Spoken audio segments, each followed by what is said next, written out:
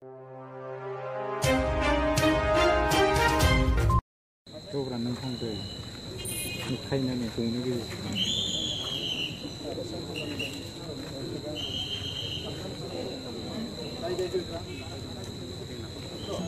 আজিৰ কোকৰাঝাৰ চাৰ্কিট হাউচত সমবেত নিখিল বড়ো ছাত্ৰ সন্থা আৰু তেখেতসকলৰ সহযোগী সংগঠনৰ সদস্যসকল মোৰ সহযোগী পল্লৱ লোচন দাস জয়ন্ত মল্ল বৰুৱা ডাঙৰীয়া বিটিআৰ চুক্তিৰ স্বাক্ষৰ হোৱাৰ পিছত প্ৰধানমন্ত্ৰী নৰেন্দ্ৰ মোদী ডাঙৰীয়াৰ সৈতে বিজয় উৎসৱত যোগদান কৰিবলৈ আমি কোকৰাঝাৰত আহিছিলোঁ।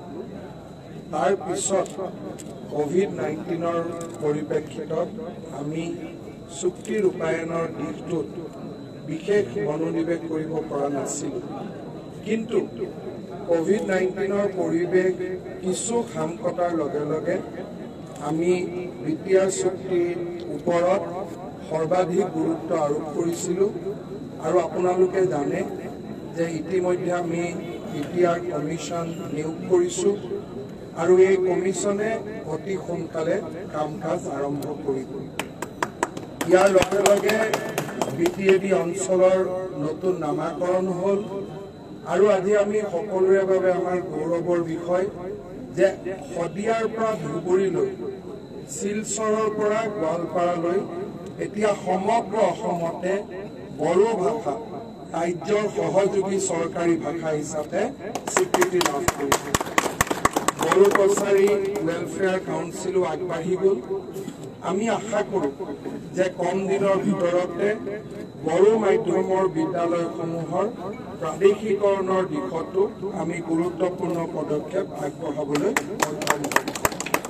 বড়ো ভাষা সঞ্চালকালয়ে ইতিমধ্যে কাম কাজ আৰম্ভ কৰিছে আৰু বড়ো চুক্তিৰ অন্যান্য দফাসমূহো ৰূপায়ণৰ দিশত আমি আগবাঢ়িছোঁ। প্ৰধানমন্ত্ৰী নৰেন্দ্ৰ মোদী ডাঙৰীয়া আৰু আমাৰ ৰাজ্য চৰকাৰৰ হৈ আমি নিখিল বড়ো ছাত্ৰ সন্থাক প্ৰতিশ্ৰুতি দিছোঁ যে বিটিআৰ চুক্তিক আমি আখৰে আখৰে শব্দই শব্দই আমি ৰূপায়ণ কৰিম আৰু এই সংকল্প আমি পুনৰ এবাৰ দোহাৰিছোঁ। বড়োফা উপেন্দ্ৰনাথ ব্ৰহ্ম ডাঙৰীয়াৰ প্ৰতি পুনৰ এবাৰ শ্ৰদ্ধাঞ্জলি জনাই মই মোৰ বক্তব্য সামৰণি মাৰিছোঁ। ধন্যবাদ।